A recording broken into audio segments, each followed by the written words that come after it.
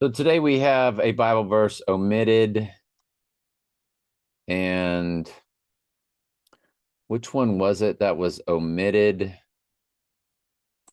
Um, 35, 36, 37,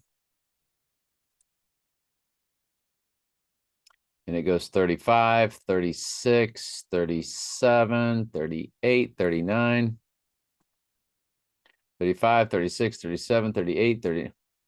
Well, which one was it? Or was it yesterday's verse 34? Um, Let me see here. Omitted Bible verses, and it's Wikipedia. We just looked this up yesterday. I could have swore we said it was in today's study, but was that 2 days ago that I said that? So it was in yesterday's study? Acts 15:34. It was in yesterday's study. Wow. Yeah, it was the last verse of yesterday's study. So let's go back and make sure that we read that, because I don't remember if we even swapped over yesterday to the. So it's Acts 15. We'll say 32 through 34, which will lead us into today's study. And then we'll also look that up in the New Living, and we'll show you how it's omitted.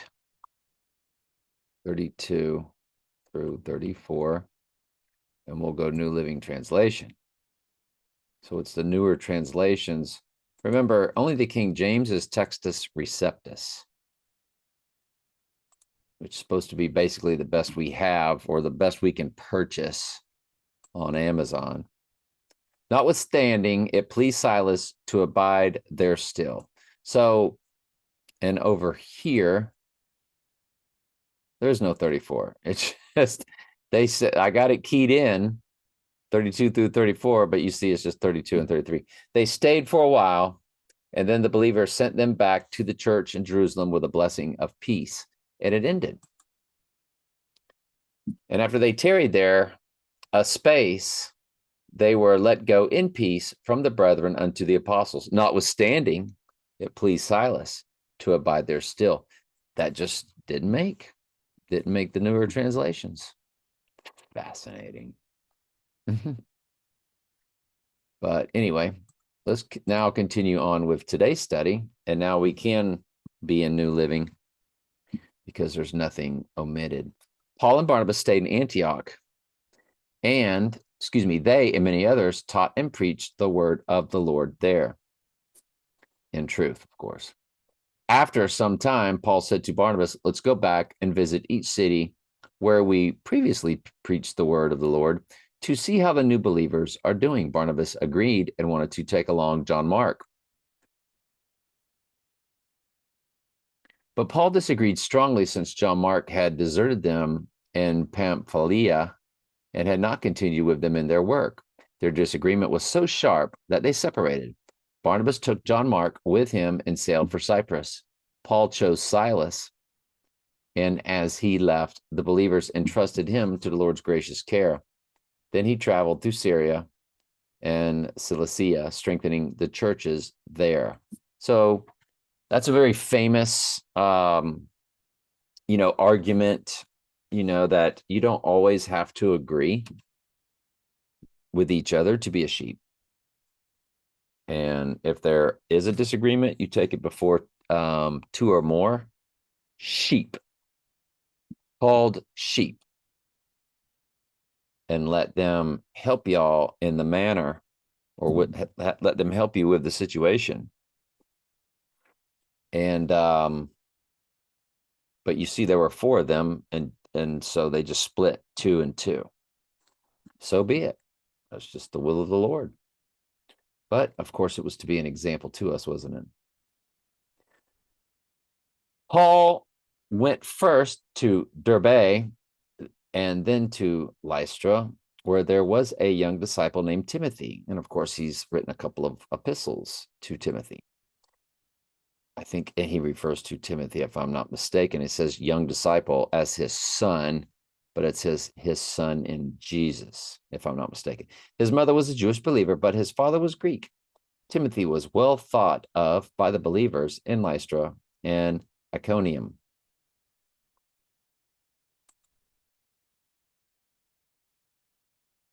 Then came he to Derbe and Lystra, and behold, a certain disciple was there named Timotheus, the son of a certain woman, which was a Jewess, and believed. But his father was Greek. So more than likely the father, not a believer, but could have been a believer, but just not of the bloodline. Doesn't really say. But you would think the way it's worded, it's kind of like dad wasn't there, but mom was. Because it does say and believed for her.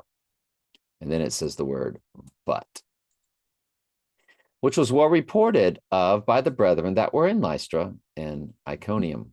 All right, just wanted to finish up a little bit. King James, its poeticness. All right, continuing on, Daniel 7, Antichrist and Mystery Babylon is in the green or blue. God winning, though, is in yellow, and it does go back and forth.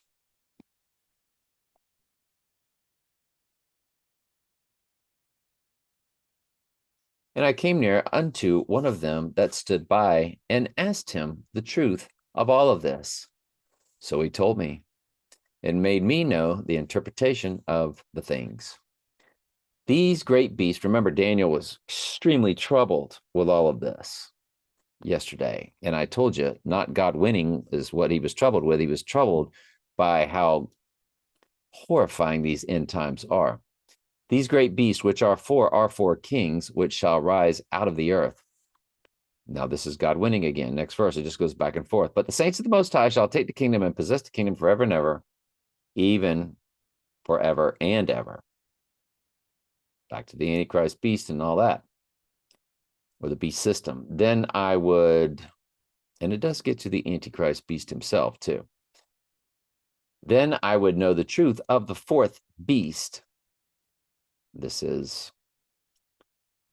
again, because the mark of the beast is total human body possession. They do come through the technology, and they will absolutely, with superhuman possessed strength, which they showed you that in the movie Venom and the Exorcist, will absolutely, and they will have the sheep outnumbered and outstrengthed because of the possession, that it's just a bloodbath,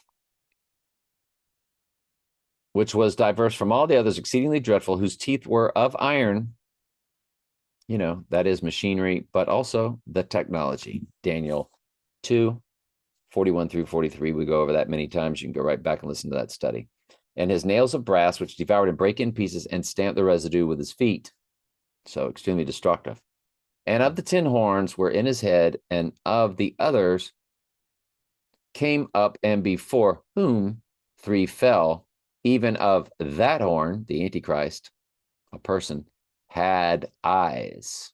That horn that had eyes, and a mouth that spake very great things. Make America great again. But of course, nothing that comes out of his mouth is ever normal or level. It's always extreme. But when he has seemingly returned from the dead and he's blaspheming, this is what the actual great is talking about.